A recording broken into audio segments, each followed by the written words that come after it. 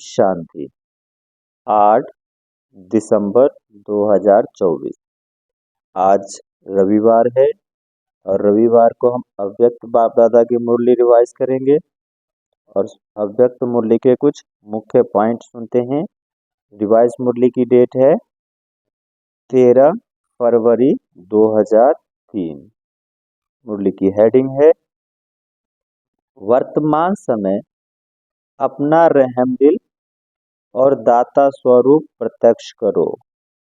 वर्तमान समय अपना रहमदिल और दाता स्वरूप प्रत्यक्ष करो। आज वरदाता बाप अपने ज्ञानदाता, शक्तिदाता, गुणदाता, परमात्म संदेश वाहक बच्चों को देख रहे हैं। हर एक बच्चा मास्टर दाता बन आत्माओं को बाप के समीप लाने के लिए दिल से प्रयत्न कर रहे हैं। विश्व में अनेक प्रकार की आत्माएं हैं। किन आत्माओं को ज्ञान अमृत चाहिए? बाबा ने कहा कि किन आत्माओं को ज्ञान अमृत चाहिए और अन्य आत्माओं को शक्ति चाहिए, गुण चाहिए। आप बच्चों के पास सर्व अखंड खजाने हैं। हर एक आत्माओं की कामना पूर्ण करने वाले हो। दिन प्रतिदिन समय समाप्ति का समीप आने के कारण अब आत्माएं कोई नया सहारा ढूंढ रही है, तो आप आत्माएं नया सहारा देने के निमित्त बनी हुई हो। बाप दादा बच्चों के उमंग उत्साह को देख खुश हैं।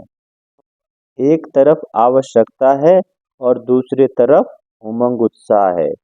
अर्थात बाबा ने कहा कि दुनिया वालों को आवश्यकता है और आपका उमंग उत्साह है। तो कहा बाबा ने कि एक तरफ आवश्यकता है और दूसरे तरफ देने का उमंग उत्साह भी है। तो आवश्यकता के समय एक बूंद का भी महत्व होता है। तो इस समय आपकी दी हुई अंजलि, बाबा ने कहा कि इस समय आपकी दी हुई अंजलि का संदेश का भी महत्व है। तो बाबा ने कहा कि वर्तमान समय आप सभी बच्चों का रहमदिल और दाता स्वरूप प्रत्यक्ष होने का समय है। वर्तमान समय आप सभी बच्चों का रहमदिल और दाता स्वरूप प्रत्यक्ष होने का समय है। फिर बाप दादा ने 1 सेकेंड की ड्रिल कराई। अभी 1 सेकेंड में निराकारी आत्मा बन निराकार बाप की याद में लवलीन हो जाओ। अच्छा, चारों ओर के सर्व स्वराज्य अधिकारी, सदा साक्षीपन की सीट पर सेट रहने वाली अचल अडोल आत्माएं, सदा दातापन की स्मृति से सर्व को ज्ञान, शक्ति, गुण देने वाले रहमदिल आत्माओं को सदा अपने चेहरे से बाप का चित्र दिखाने वाले श्रेष्ठ आत्माओं को सदा खुश नसीब खुशनुमा रहने वाले रूहे गुलाब, रूहानी गुलाब बच्चों को बाप दादा का याद प्यार और नमस्ते। हम रूहानी बच्चों की रूहानी माता पिता बाप दादा को याद प्यार, गुड मॉर्निंग और नमस्ते। सुनते हैं आज के मुरली का वरदान। कर्म योगी बन हर संकल्प, बोल और कर्म श्रेष्ठ बनाने वाले निरंतर योगी भव।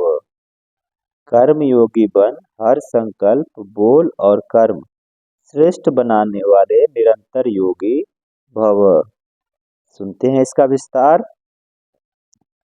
कर्म योगी आत्मा का हर कर्म योग युक्त, युक्ति युक्त होगा। अगर कोई भी कर्म युक्ति युक्त नहीं होता तो समझो, बाबा ने कहा कि अगर कोई भी कर्म युक्ति युक्त नहीं होता है तो समझो योग युक्त नहीं है। अगर साधारण व व्यर्थ कर्म हो जाता है तो निरंतर योगी नहीं है। बाबा ने कहा कि अगर साधारण कर्म होता है, व्यर्थ कर्म होता है तो निरंतर योगी नहीं कहेंगे। कर्मयोगी अर्थात हर सेकंड, हर बोल, हर संकल्प सदा श्रेष्ठ हो। श्रेष्ठ कर्म की निशानी है स्वयं भी संतुष्ट और दूसरे भी संतुष्ट। ऐसी आत्मा ही निरंतर योगी बनती है। बाबा ने कैसे कहा कि कैसी आत्मा निरंतर योगी बनती है? जो स्वयं भी संतुष्ट और दूसरों को भी संतुष्ट करती है, ऐसी आत्मा ही निरंतर योगी बनती है। सुनते हैं आज की मुरली का स्लोगन। स्वयं प्रिय, लोक प्रिय और प्रभु प्रिय आत्मा ही वरदानी मूर्त है। स्वयं प्रिय, लोक प्रिय और प्रभु प्रिय आत्मा ही वरदानी मूर्त है।